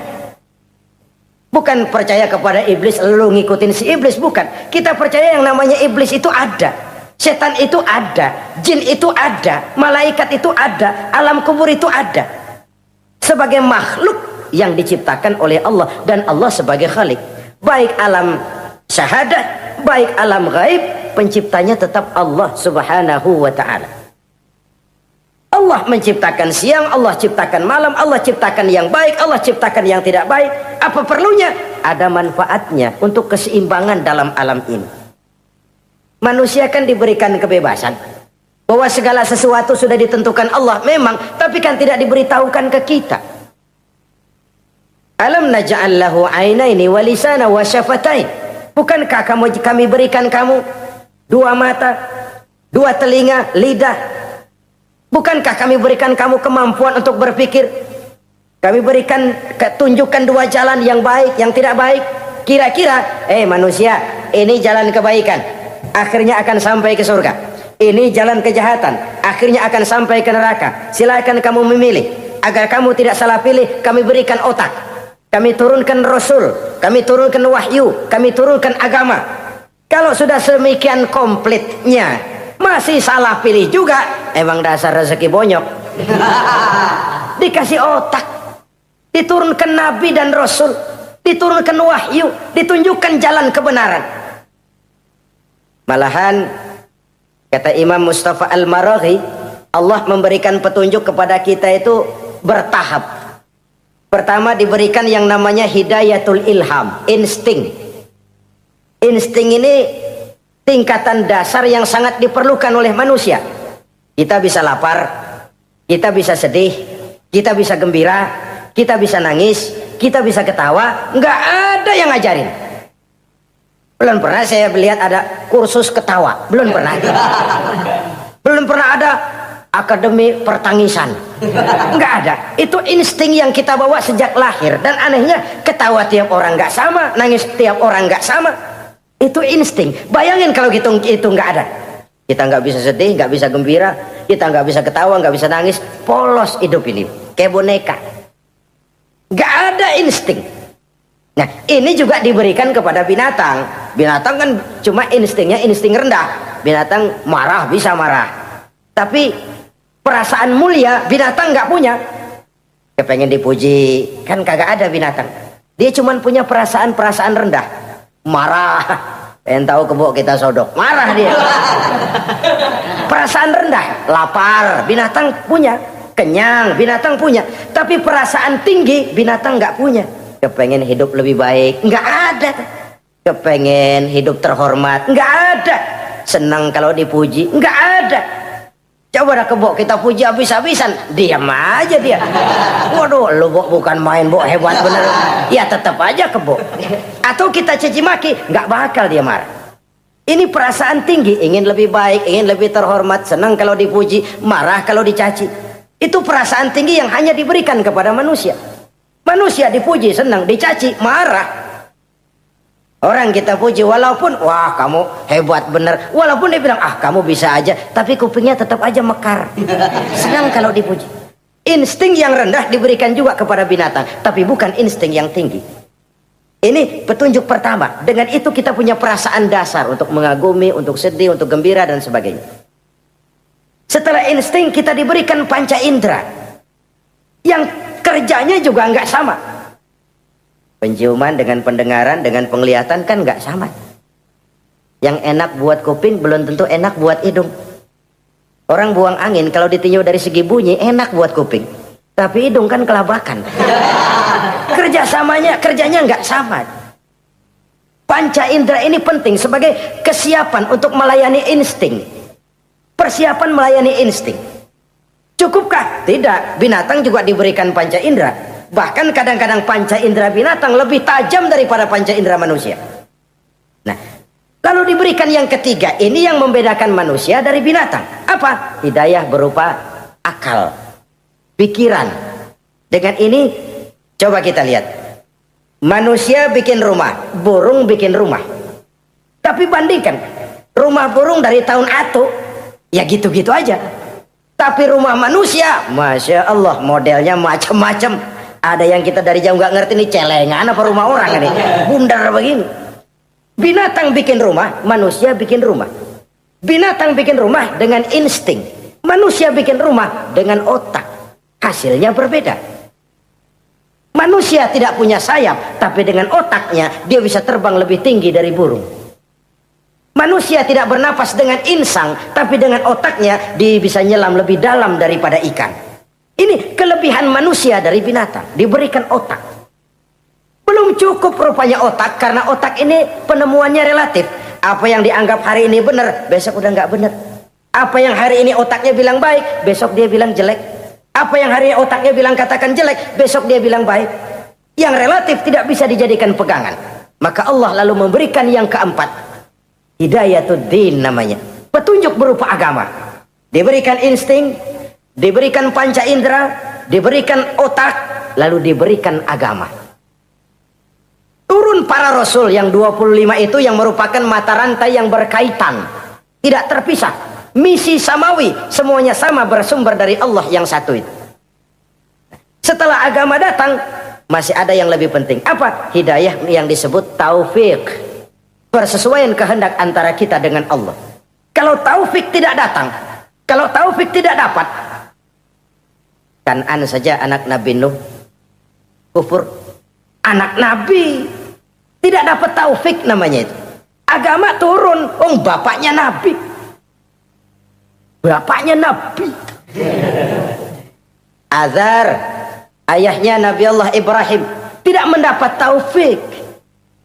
Lalu Abu Jahal, Abu Lahab, pamannya Nabi, tidak mendapat taufik. Lalu istrinya Nabi Lut tidak mendapat taufik. Bayangkan ini, anak Nabi, paman Nabi, bapak Nabi, istri Nabi. Taufik inilah yang hak prerogatif Allah. Insting semua dikasih, panca indera semua dikasih, otak semua dikasih, agama kepada semua diturunkan. Tapi taufik ini hak prerogatif Allah. Lah kita ini bersyukur, ponakan Nabi aja bukan dapat taufik. Tidak sekedar mendengar Islam, mendengar agama, tapi mengikuti agama itu sendiri. Inilah institusi-institusi yang diberikan Allah kepada kita. Jadi kalau sudah begini lengkap, manusia, nih aku kasih, tempuh jalan ini, masih salah juga, dasar sableng. Pantas kalau Allah mengadili, pantas kalau Allah memberikan sanksi. Kenapa? Rasul udah turun, otak dikasih, panca indera dikasih, peringatan dikasih, masih salah juga. Pantas dong kalau diadili. Kecuali kalau Allah nggak nurunin apa-apa, hidup dah selagu-lagu lu sono, mau guling mau gupak terserah deh. Kalau begitu lalu ada pengadilan, nggak adil. Ini institusinya lengkap kok. Pantas kalau Allah mengadakan pengadilan di akhirat. Pantas kalau Allah meminta kita pertanggungan jawab. Komplit begini rupa. Nah, termasuk di dalamnya kita percaya kepada yang gaib ini. Bahwa ada yang tidak nyata di balik yang nyata ini. Ada yang kita percaya kebaikannya. Ada yang kita percaya sekedar percaya saja. Kayak setan, iblis, kita percaya adanya. Tapi kan nggak wajib ngikutin. Termasuk mempelajari ilmu-ilmunya setan, ilmu-ilmunya iblis. Tenung, santet, nujum-nujuman, ramal-ramalan. Itu kan ilmu-ilmunya setan, ilmu-ilmunya iblis. Belajar saja pun jangan. Belajar saja pun nggak boleh, apalagi sampai mengamalkannya. Karena tatkala kita belajar, apalagi mengamalkan, kita sudah bersekutu dengan setan dan iblis. Nauzubillah summa nauzubillah. Ini yang pertama. Jadi orang yang bertakwa itu sifatnya yang pertama, dia percaya kepada yang gaib. Di balik yang nyata ada yang tidak nyata. Lah, saudara-saudara, jangankan yang alam seperti ini ya, alam kubur, alam akhirat. Masih di alam nyata ini saja ada sesuatu yang hanya kita bisa rasakan tapi nggak bisa kita lihat, nggak bisa kita pegang. Contohnya angin. Ada tuh, kita rasain tapi kan nggak bisa kita pegang. Bentuknya bagaimana kita nggak tahu. Wah, merah pak, kenapa? Buktinya dikerok. Itu mah merah kerokan, bukan warna angin merah. Sesuatu yang ada tapi hanya bisa kita rasakan. Pedas, makan cabai pedas. Pedas itu ada, tapi kan abstrak. Mana sih pedasnya? Nggak bisa kita pegang, nggak bisa kita lihat, tapi kita rasain. Oh, itu yang hijau mah cabai, mang. Pedasnya mana pedasnya? Sesuatu yang cuma ada rasa, tanpa bentuk, tanpa bisa kita jamah. Ini satu langkah untuk mengantar kita memahami yang gaib, yang masih dalam alam nyata saja. Ada sesuatu yang kita cuma merasakan adanya, tapi kita nggak bisa lihat, kita nggak bisa pegang. Makanya ada orang tanya, Pak, itu kalau orang mati dibacain Fatihah di sono apa pahalanya nyampe tuh? Saya jawab, kalau ente nggak percaya mati dulu dah. Mati dulu, bacain Fatihah, tungguin di sono. Kalau nggak nyampe balik lagi kemari. Long bagaimana hal-hal yang kayak begitu? Wong sholat saja kita nggak tahu sholat kita diterima atau tidak oleh Allah. Kita puasa, kita hanya melaksanakan. Allah mau terima apa tidak kita nggak tahu. Itu yang nyata-nyata, apalagi sudah berkaitan dengan hal-hal yang gaib. Ini sifat yang pertama, orang yang bertakwa, alladzina yu'minuna bil ghaib, dia percaya kepada yang gaib. Alam kubur itu ada, alam akhirat ada, malaikat ada, jin ada, surga ada, neraka ada, dan lain sebagainya. Satu. Yang kedua, orang yang bertakwa itu wa yuqimunas shalah. Setelah percaya kepada yang gaib, mereka juga mendirikan sholat. Nah, mari kita lihat ayatnya. Selalu yang berkaitan dengan sholat itu kalimatnya yuqimunas shalah, mendirikan sholat, bukan mengerjakan. Gak ada ayat i'malis sholah, if'alis sholah, kerjakan sholat, gak ada. Selalu aqimis sholah, dirikan sholat. Kenapa? Kata para ulama, kalimat mendirikan ini mengandung makna istimrar, mengandung arti kontinuitas, ada kelanjutan. Mendirikan sholat artinya mengerjakan sholat dengan betul. Selesai sholat, ajaran sholat diterjemahkan dalam kehidupan. Itu artinya mendirikan sholat. Nah, kalau dilihat dari sisi ini, banyak di antara kita yang sudah mengerjakan sholat tapi belum mendirikan sholat. Sebab mendirikan istimrar, ada kesinambungan. Selesai sholat, ajaran sholat diterjemahkan di tengah-tengah kehidupan bermasyarakat. Sehingga sholatnya punya refleksi, sholatnya punya bias dalam membentuk kepribadian dirinya. Ini kadang-kadang rancu, yang sembahyang dia, yang nyolong dia, yang baca Quran dia, yang fitnah orang dia, yang sedekah dia, yang nyolong dia juga. Ansip bingung bagaimana mutusinnya. Kalau mendirikan sholat mengandung arti kesinambungan, selesai sholat, ajaran sholat diterjemahkan dalam kehidupan. Apa? Banyak tentunya. Misalnya sholat melahirkan sikap rendah hati, melahirkan keikhlasan, melahirkan sifat jujur, melahirkan sifat disiplin, dan lain sebagainya. Dan itu diterjemahkan dalam kehidupan. Kita lihat, ini anggota badan kita yang paling terhormatkan kepala. Kalau bercanda sama teman, dipegang tangan, kita masih senyum.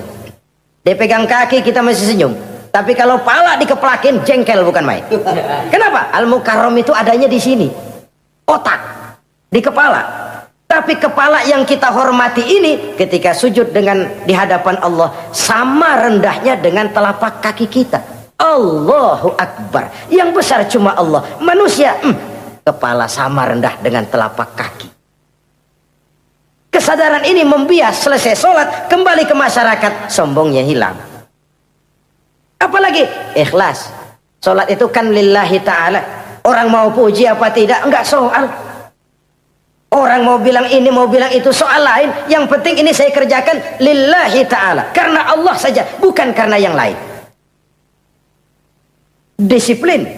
Sehari semalam 5 kali kita lapor kepada Sang Maha Komandan. Bagaimana tidak akan tercegah dari perbuatan yang keji dan munkar? Seorang prajurit saja, kalau sehari semalam 5 kali dia lapor kepada komandannya, saya yakin dia tidak akan sempat melaporkan yang tidak baik. Pantas kalau Al-Quran memberikan jaminan solat mampu mencegah manusia dari perbuatan yang keji dan munkar. Masih ada yang tanya, Pak, katanya sembahyang mencegah orang berbuat jahat. Iya, teman saya kok sembahyang nyolong ayam. Bagus, sembahyang nyolong ayam. Coba nggak sembahyang, nyolong motor. Gedean lagi yang dicolong. Dan sebenarnya itu bukan jawaban, itu cuma logika saja. Yang benar adalah solatnya belum berfungsi. Dia baru mengerjakan solat, belum mendirikan solat. Inilah yang kalau kita jujur mau bicara, inilah problem kita sekarang ini. Mengislamkan orang Islam. Bagaimana dari mengerjakan solat kita menjadi mendirikan solat. Agar solat itu membuahkan hasil berupa pembentukan kepribadian. Di tengah-tengah kehidupan sosial kemasyarakatan. Kalau tidak, ya sekedar terjebak kepada rutinitas.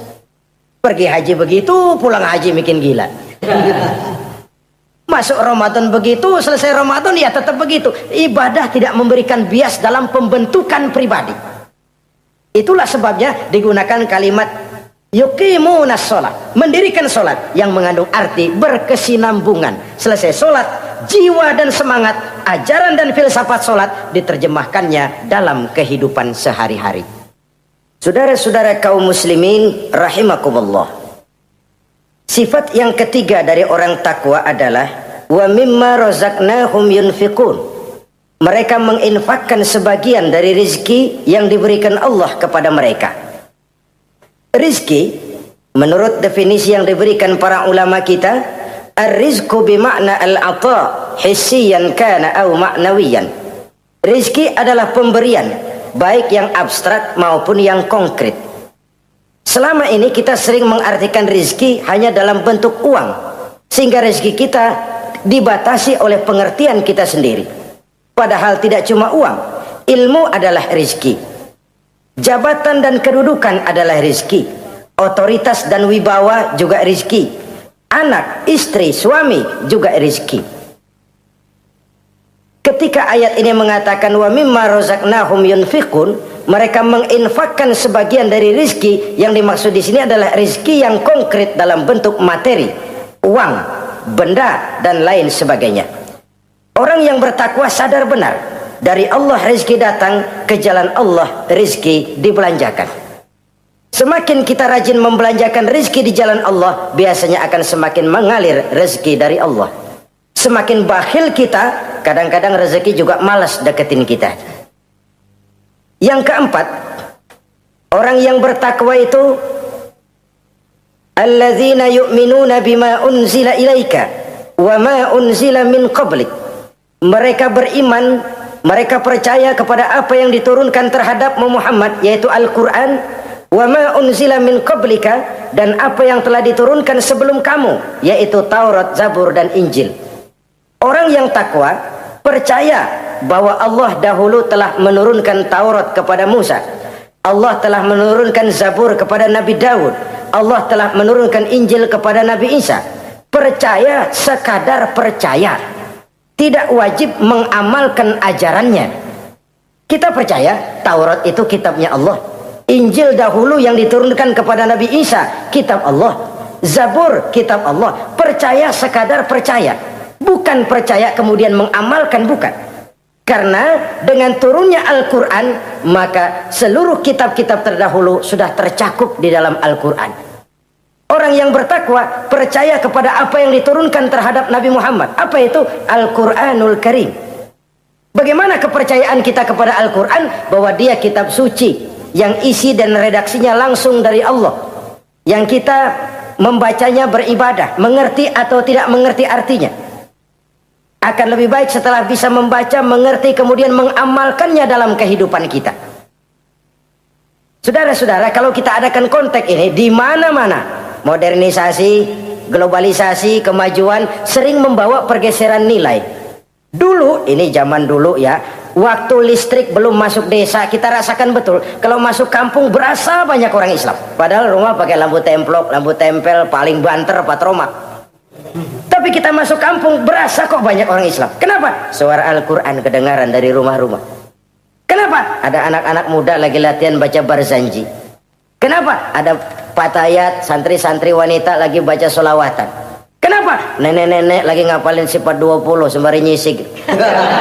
Wujud artinya ada, maka mustahil Allah.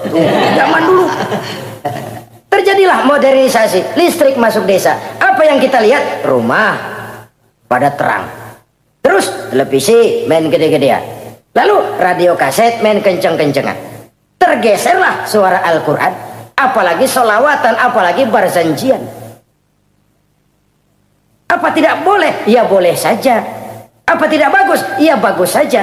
Tapi kalau harus menggeser, apalagi menggusur nilai-nilai positif, itu yang kita prihatin. Kan Nabi mengingatkan, la tattabi'anna sunnana man kana qablakum shibran bi shibrin wa zira'an bi zira'in. Kamu akan ikuti tingkah laku orang-orang sebelum kamu. Cuma ikut-ikutannya nggak berasa, sejengkal, lalu sehasta, lalu semeter, lalu 3 meter. Begitu enak kamu ikut-ikutan budaya orang lain, sampai yang kamu ikuti masuk lubang biawak, kamu akan masuk juga ke dalamnya. Inilah kehidupan kita, inilah kehidupan anak-anak kita. Jujur mereka lebih kenal Valentine Day daripada Muharram. Anak-anak kita, anak-anak muslim, kalau kita menghitung Muharram sampai Zulhijjah nggak hafal. Kalau Januari sampai Desember, anak-anak kita bangun tidur hafal. Muharram sampai Zulhijjah, jangan anaknya, bapaknya keder. Kita hanyut oleh budaya-budaya yang, ya bukan saya katakan bukan tidak baik, tapi kalau harus menggeser, apalagi menggusur yang ada kaitannya dengan nilai agama, ini kan ironi. Ikut-ikutan kita sejengkal, semeter, sampai yang diikutin masuk lubang biawak, udah kadang asik ikut, ya ikut juga nyemplung ke dalamnya. Orang sering katakan mula-mula dari nama dulu nih yang kagak begitu kelihatan pengaruhnya. Mula-mula malu pakai nama yang berbau Quran, malu pakai nama yang berbau Islam. Dari nama nanti dia pindah ke pakaian, dari pakaian dia pindah ke pergaulan. Kalau sudah pindah ke pergaulan, dikhawatirkan pindah agama pun nggak terasa. Wah, semua agama sama, semua agama bagus. Lalu bagaimana? Bagaimana musimnya aja. Ironi, menyedihkan, memilukan, bahkan memalukan. Yang tidak boleh kan fanatik kepada guru, yang tidak boleh kan fanatik kepada suku. Kalau kepada agama fanatik itu wajib, dalam arti bukan sempit, berpegang teguh kepada agama. Satu sikap yang wajar, bahwa penganut suatu agama menganggap cuma agamanya yang benar. Itu sikap setiap penganut agama. Orang Kristen begitu, orang Hindu begitu, orang Buddha begitu. Kenapa kalau orang Islam begitu lalu dianggap ekstrim? Sebagai Muslim saya yakin cuma Islam yang benar. Kristen juga akan bilang begitu. Kristen yang benar, Buddha juga akan bilang begitu. Ini fanatisme dan wajar penganut suatu agama menganggap cuma agamanya yang benar. Yang lain juga bersikap begitu. Tapi kalau Islam saja yang bilang ekstrim katanya. Dunia internasional sendiri kadang-kadang kalau sudah ekstremis, teroris, kok cepat sekali alamatnya ke Islam. Saudara-saudara kaum muslimin rahimakumullah, saya kembali kepada soal kita. Begitu enak kamu ikut-ikutan, yang kamu ikuti masuk ke lubang biawak, kamu akan ikut juga masuk ke dalamnya. Maka hati-hati bergaul, maka hati-hati memilih teman, maka baik teman pergaulan, lebih-lebih teman hidup. Karena orang sering bilang cinta itu love is blind katanya ya. Cinta itu kotok, cinta itu buta, cinta itu lamur, nggak bisa bedain coklat, nggak bisa bedain yang lain-lain. Orang sering kehilangan pertimbangan. Demi cinta akidah terjual, demi cinta akidah tergadai. Tidak ada kemalangan yang paling malang kecuali kalau kita harus berpisah dengan akidah. Sebab itu modal dasar. Nah, orang yang bertakwa dia beriman kepada Al-Quran. Beriman kepada Quran artinya apa? Menjadikan Quran sebagai imam dan dia sebagai makmum. Konsekuensinya makmum harus ikut imam. Selain Quran dia percaya kepada Injil, kepada Zabur, kepada Taurat.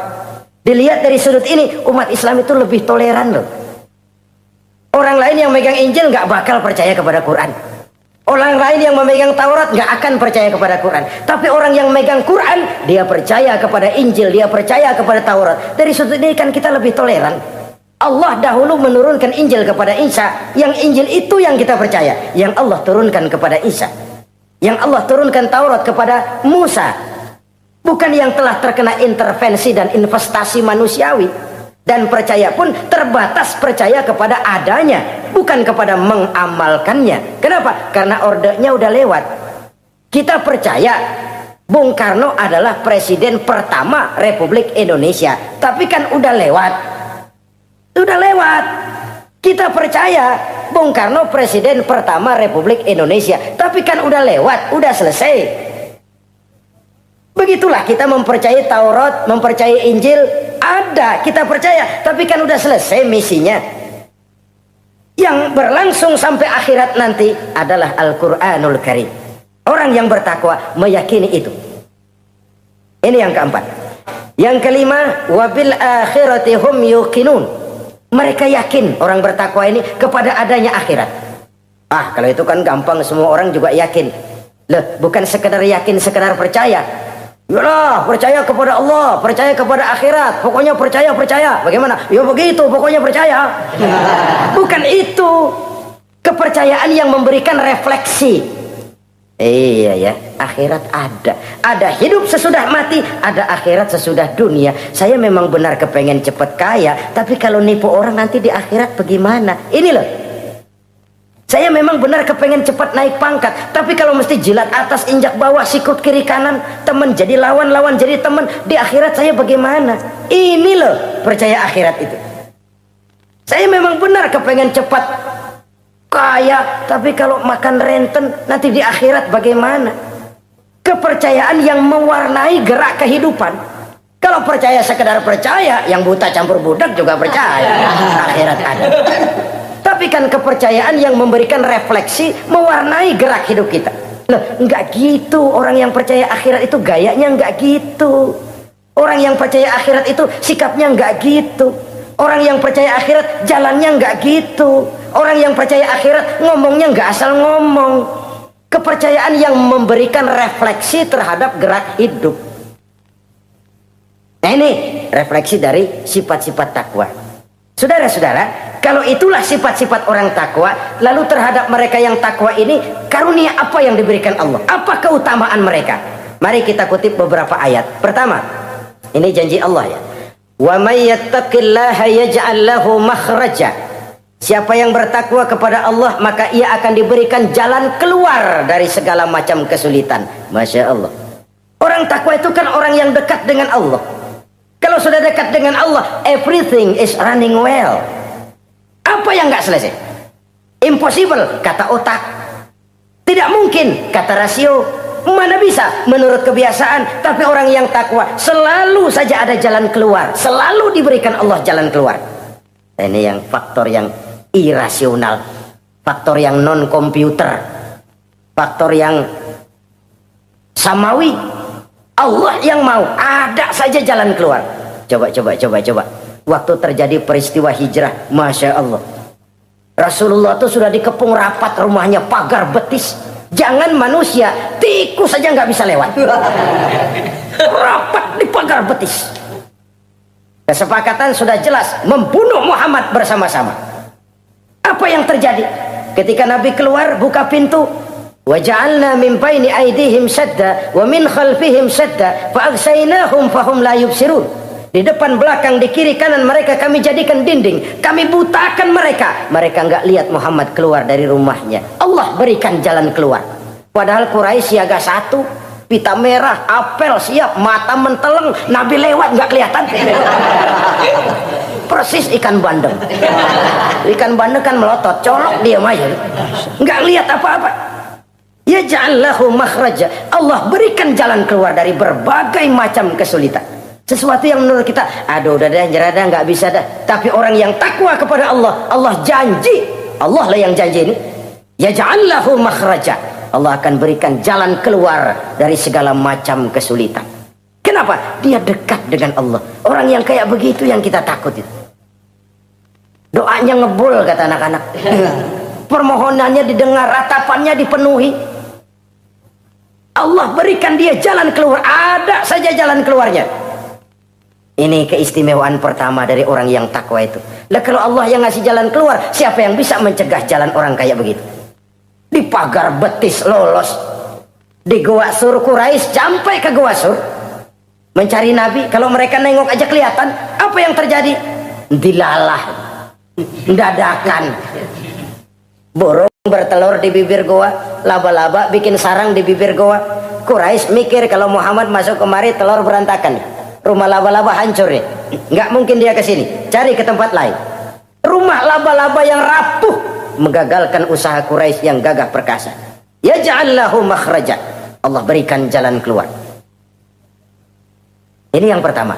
Yang kedua, wa yarzuqhu min haitsu la yahtasib. Allah berikan rezeki dia, orang yang takwa ini, dari jalan yang tidak disangka-sangka. Rezekinya mengalir. Kenapa? Dia dekat dengan Allah. Allah maha kaya. Kadang-kadang nih orang kerjaannya sujud doang, mengangkat tangan, rezekinya ada aja. Allah yang kaya. Allah yang maha tahu. Orang yang takwa walaupun gajinya kagak ada, penghasilannya gede. Allah yang memberi. Jangan lupa itu, ada gaji ada penghasilan. Kalau gaji kan ada ukurannya. Kadang-kadang ada orang gajinya kecil, penghasilannya gede. Umpamanya jadi lurah musim gusuran. Itu penghasilan. Kalau gaji bisa diukur, tapi penghasilan gede lah. Kalau semeter komisinya sekian kan gede tuh penghasilan. Ada juga yang memang gaji gede, penghasilan gede. Ini pejabat-pejabat yang banyak sikutannya tuh. Saudara-saudara kaum muslimin, orang yang bertakwa itu yarzuqhu min haitsu la yahtasib. Allah berikan rizki lewat jalan yang dia nggak sangka-sangka. Ada aja jalannya. Nggak punya duit tapi haji bisa pergi. Nggak punya duit tapi ya hidupnya wajar. Tamu datang balahan. Pernah itu ada tamu di Jawa Timur sana datang ke rumah seorang kiai. Ratusan tamu dikasih makan semua. Padahal kiai rumahnya gede.